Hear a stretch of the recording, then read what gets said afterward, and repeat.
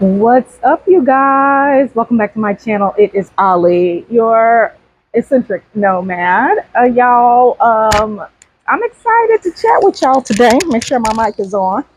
Mic check, mic check. As y'all know, if you've been following me, I am currently in Vietnam. I'm gonna do a quick scan of where I'm sitting at today. Cool spot called Sakara. I think that's the name of it. Sakana. I'm sorry. It's restaurant, coffee shop, but it's really, really cool. I even got little carp friends back here. But today, y'all, this is the perfect setting to talk today's topic, which is talking about ease, talking about the trauma of burnt out culture. So this is a topic that I have talked about many times, different occasions, different ways, and actually had guests on. And I was going to have a guest on for this, but I decided to go ahead and maybe make this part one and just hit some highlights around why it's so important, at least from my experience and what I've gone through, to really think about this idea of burnout culture being the cool thing to do. I grew up with that. I went through that. Y'all, I'm 51 years old, 51 years young, and I have worked 37 of those 51 years. So I started working at the age of 12. And for various reasons throughout my life, it was either necessity, or necessity. And then it became necessity based on things, necessity based on maintaining things, maintaining a certain life or existence that maybe I didn't create, but that looks good for everybody else, while also being a single parent. Throughout that time, my son is 32.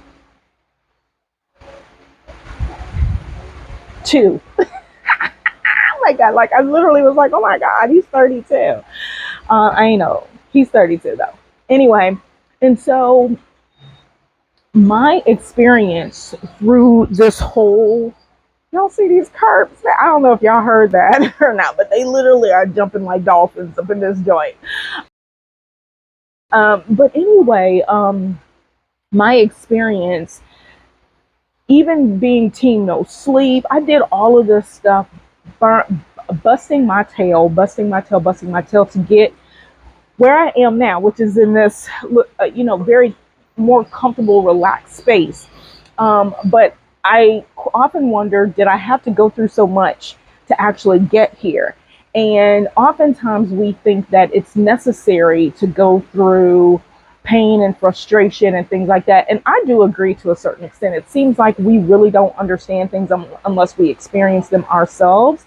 But my question is for me anyway, why do I have to stay in that misery for so long to get it? Right? Why didn't I change behavior? Meaning start stacking, start investing differently at a younger age, because if I've been doing this all along and then within a year, all of these different things, which I'll touch on in different chapters or episodes, so to speak. But I really just want to talk about this idea of, burnout culture and, the toxicity of it, the traumatization of it, and where some people actually thrive or think they're thriving from it. I thought I was thriving from it, and to a certain extent I was, until I burned out. And at 51, it took me to 48. So it was like the last 7 years of that, of just being like, when's the end, right? And if you're starting to feel that, this message is for you. So if you guys haven't already, click that like button, click the share button. Y'all, please click that subscribe button, and leave me a comment and let me know if this is a place where you feel like you've either crossed or you're sitting at plateauing and you can't figure out which direction to go. Y'all know my channel, if you're brand new here, I'll tell you my channel is all things travel, but it's the path to get there. It's the path once you're there. It's the path past the honeymoon stage when you're getting into this long extended travel, and how to manage through that, right? This is what I'm here to help you guys do. And one of the things is talking about an easier path to ease. Like, we have been trained all of our life to wait until we hit that 65, 67 mark and be ready for that retirement check. But you guys, all my life, I have planned on retiring at the age of 45. So I'm 6 years behind, technically. Technically, I kind of got there. I just ultimately quit my job. But there's a way to prepare and be better prepared and ready, like that readiness, so that you can walk in it with more ease. It shouldn't be so difficult if people have done it before, right? And you can continue working. None of this says to stop working. It just says, can we do it a little bit smarter? Like, why are we still trying to kill ourselves health-wise, mental-wise, in order to get to a path where it's easy?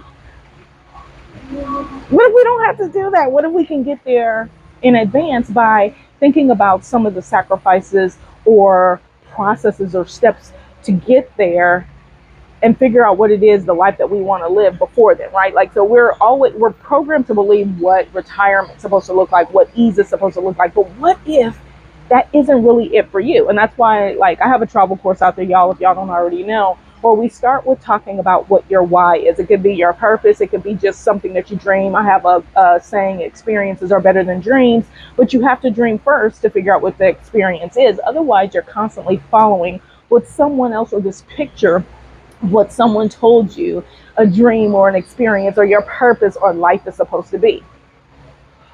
That's not ease. That's following. And then what happens, you hit that wall because you're like, wait a minute, this just really does not make me happy. And what if you figured that out beforehand? So we're going to touch on a few things. You know, what it can look like when you're in or getting close to burnout stage. So, team no sleep. Check. Team eat whatever, like, because you're so stressed, which is why I am on this illustrious fantastic rejuvenation in food, because y'all know I do meal planning, meal prep, and talk about a lot of food things. But what I was doing while I'm still plant-based is I was just eating a lot of garbage plant-based, and I was eating all the time. That's stress-based. That's stress eating, right? We talk about that. Limited exercise. I had gotten to a point, even in moving into this space, of not moving my body. But a lot of times when we're in this space where we feel like we have to be going 24/7, we got to one up the next person. We got to one up because, oh my God, our presence in our jobs or whatever, we feel threatened. All of that stuff. So we stop exercising. Limited times with family and friends. How many times do we hear about people saying, you know, I work, and I don't get to see my family? Or we hear about people breaking up. I mean, Tom Brady and what's her name, Giselle? Or whatever her name is. I'm sorry, y'all, I don't know. But, you know, breaking up, and that's just like a popularity thing. But we know people in our everyday family where this isn't working. And I'm not saying that you don't work hard. And sometimes there's sacrifices that you make and your family has to understand. But for what period of time? What I'm talking about is allocating a plan, figuring out what it is that your goal is. It's not this goal of finally getting the house, getting the cars, getting the babies, getting the job, and then plateauing. You don't go anywhere from there. Like, we really got to be thinking about, so what comes after that? What comes the satisfying part after that? It's not 30, 40 years of doing that same thing over and over again, right? I mean, at least not for me. So, lost vacation time, we talk about that all the time, you know, where we don't actually we're not taking our vacation. And who misses that? Your job doesn't care if you don't take your vacation unless they really care about you as a person, right? So who does it benefit if you don't take your vacation time? It definitely doesn't benefit you. And I remember that. I remember losing a lot of vacation time over the years when I was working in corporate America and I wasn't taking my time, or, you know, and this was back in the day, like when they used to pay you out for vacation. And so I would get these huge checks because I would never take my vacation. But at the end of the day, for me, I was still spending it on things that fell into outside of the alignment of what was actually making me happy, or what was my drive, or what did I want to get to? Because I didn't have time to think about what I wanted to do, what I wanted to get to. Working the endless hours, busy calendars, but you're not actually really busy, or You feel like you're more important because you're super busy, but you're not really accomplishing what makes you happy. That does not mean not to work.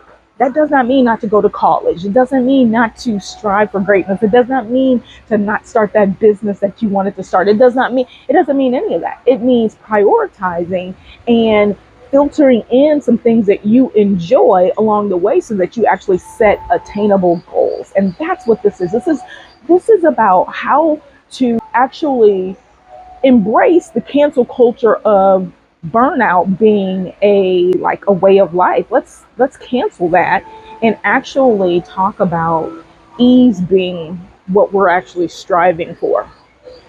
And I know that defies a lot. I know a lot of times we think that, we're supposed to work until we die. And you can, but can you at least do it doing something that you love doing? Can we figure out how to earn um, a sustainable living doing the things that we love? Can we do that? And how do we do that? We do that in a number of ways. So a lot of times we work in corporate America, and I'll talk about these things because these are things that I wish I would have done. So I ended up with over 50 days vacation time before I left my corporate job. And was I taking all that vacation time? No. Even when I was taking 3 international trips, I'm talking about 3 weeks, so 21 days, I literally was taking 2 to 3 week vacations, but I always had my phone on me. I was always connected to Slack. I was always answering emails, all this stuff. So I was never truly disconnected. How fun is that when you know you still got to connect? And on top of that, I'm 12 hours ahead. I'm 16 hours ahead, something like that, right? So I'm answering messages and emails and all of that at these crazy, crazy hours. So one of the things that I would suggest that we consider doing is taking sabbaticals, right? One of the things that we don't do is consider the things that our companies offer to us, right? Because we're afraid that if we take that sabbatical, we take that time off, that they're going to replace us, or they're literally going to, walk us out of our jobs. And I've actually seen that happen where a person took a sabbatical and the company really didn't give them their placement where they left. And so they ended up quitting. I remember that. All right, I'm going to get through this quick because some people literally just sat right here and I just don't want it to overpower what I'm saying in my video. So take that sabbatical. Request that there's a change in the work that you're doing, or if whether or not that work you feel that you're doing is meeting your needs or giving you the time and the space that you need in order to be successful in your job. Let's say you're trying to move levels, but you can't ever get there because you're working so hard to output what somebody else wants you to output that you're actually not actually achieving what you need to achieve for you. Number 2, if you lost or you quit your job, are you now in position to survive? And so a lot of times we don't think about that. All we're thinking about is that retirement. And we'll talk about retirement later and what the provisions, how they base retirement. But what happens when you lose your job and you've done all of these things to maintain your job, but you didn't do the things that you needed to do to sustain the living or the lifestyle that you have once you actually achieve the job? And then finding remote opportunities. So one of the things that I think is critically important is if you're in a job, especially tech jobs and different things like that, are there opportunities to work remotely? We're in a new age now. Can you now do your work abroad? That's a question that pops up in every group that I'm in. Is I wonder, can I work abroad? What do you guys do to travel so much? What are these jobs that you're doing? And a lot of times it's asking a question, can I work abroad? And I thought about that. I thought about that a number of times. There were different opportunities or ideas to work in different places. But what happened is I literally hit burnout. I had been at the company for 19 years. And so it became a point where there was no backup structure for me. There really was, I hit that plateau. And when I set up my Patreon, we can talk more in smaller groups about what that actually looked like. But here I'm just painting a picture of some of the things that you can do to start positioning yourselves, or at least getting to a point where you're not going to burn out, where you extend your own longevity so that you could continue making the money and earning high salary until you are in a better position to retire, quit, whatever, you know. And so those are one, two, three basic things that you can do. There's so many other things, but I wanted to start the conversation with those things because, again, like I said, I grew up or worked up in the space of just really loving the idea that I could say team no sleep. I wasn't sleeping. I was put my son was on my desk sleep. We're going on vacation. I can't take a vacation. He sleep on my desk. We're trying to catch a flight out. And that was like, man, that looked good. In the grand scheme of things, you hit that burnout and you don't prepare. Okay? So what's better? To start preparing so that you can be successful longer term in it, or to get burnt out and just walk away and then trying to figure it out from that point on. So I challenge you guys to consider thinking about ease early. Think about achieving your dreams or starting your dreams a little bit earlier. All right. So you guys, let me know what you think. This is going to be part one of this. You guys, I will check back with you guys. Y'all know where I am. I am in Vietnam. Hopefully subscribe, like, and share. Leave me a comment and I'll chat with y'all later. Y'all know the drill. Toodles and noodles. Peace and hair grease.